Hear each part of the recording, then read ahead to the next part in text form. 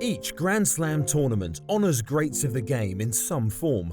The US Open has Arthur Ashe Stadium, the Australian Open the Rod Laver Arena.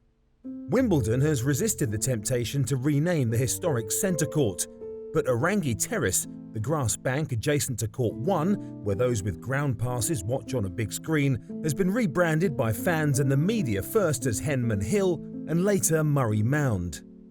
At Roland Garros, which takes its name from a non-tennis playing aviator, the show court stands are named for the so-called Four Musketeers: Jean Borotra, Jacques Brugnon, Henri Cochet and Rene Lacoste, who made up the victorious 1927 Davis Cup squad. But the court itself bears the name of a man who never went beyond the third round of a major, but he was responsible for modernising French tennis and helped transform the sport into the global success we see today.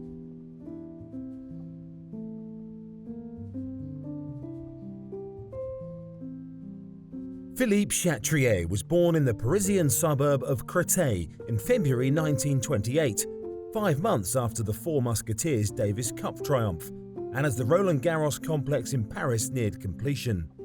He developed a passion and skill for tennis growing up, and in 1945, aged 17, became national junior champion.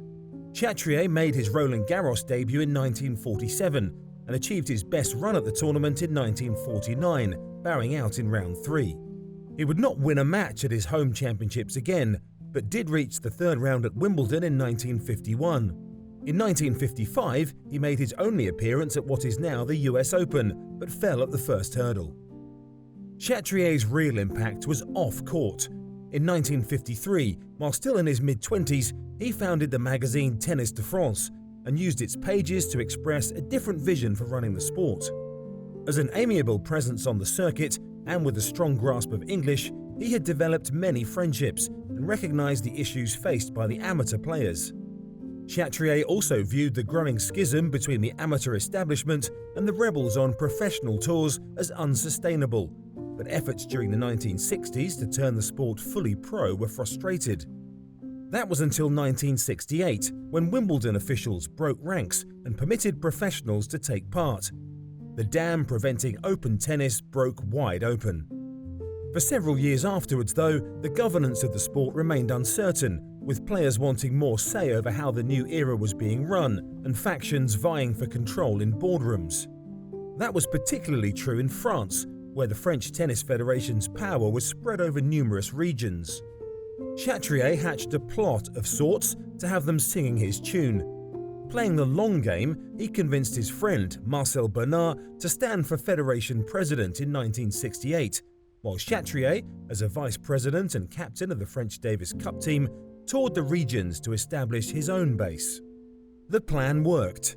In 1973, he succeeded Bernard as the head of French tennis and immediately set about modernizing it. He persuaded Georges Pompidou's government to invest $14,000 on renovating the main stadium at Roland Garros and buying adjacent rugby fields to allow for expansion. This doubled the size of the complex, allowing for more courts, eventually including Court Suzanne Lenglen and indoor training facilities. In 1977, he became president of the International Tennis Federation, this time with the aim of making tennis an Olympic sport again.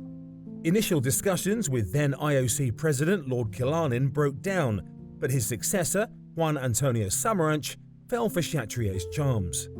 "It was our first meeting," Chatrier later recalled, "but from that conversation, we were on the way." In 1981, the IOC agreed to readmit tennis to the program, first as a demonstration sport at the 1984 Los Angeles Games, and then as a full Olympic sport in Seoul in 1988, the same year Chatrier became a member of the IOC.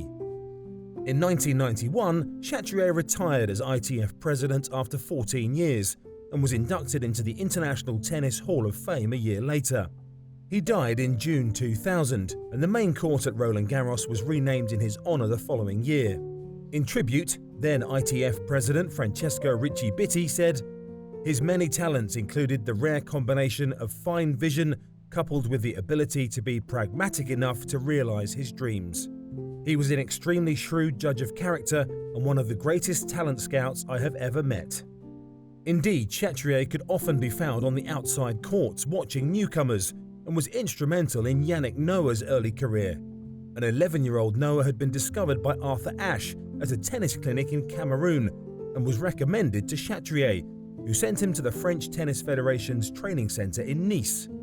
In the 20-year period after Chatrier's election as French Tennis Federation president, the number of registered players in the country exploded from 100,000 to 1.5 million, with the number of tennis clubs increasing from 500 to 10,000. But Chatrier never sought recognition for his work. "I have turned down all decorations I have been offered," he said.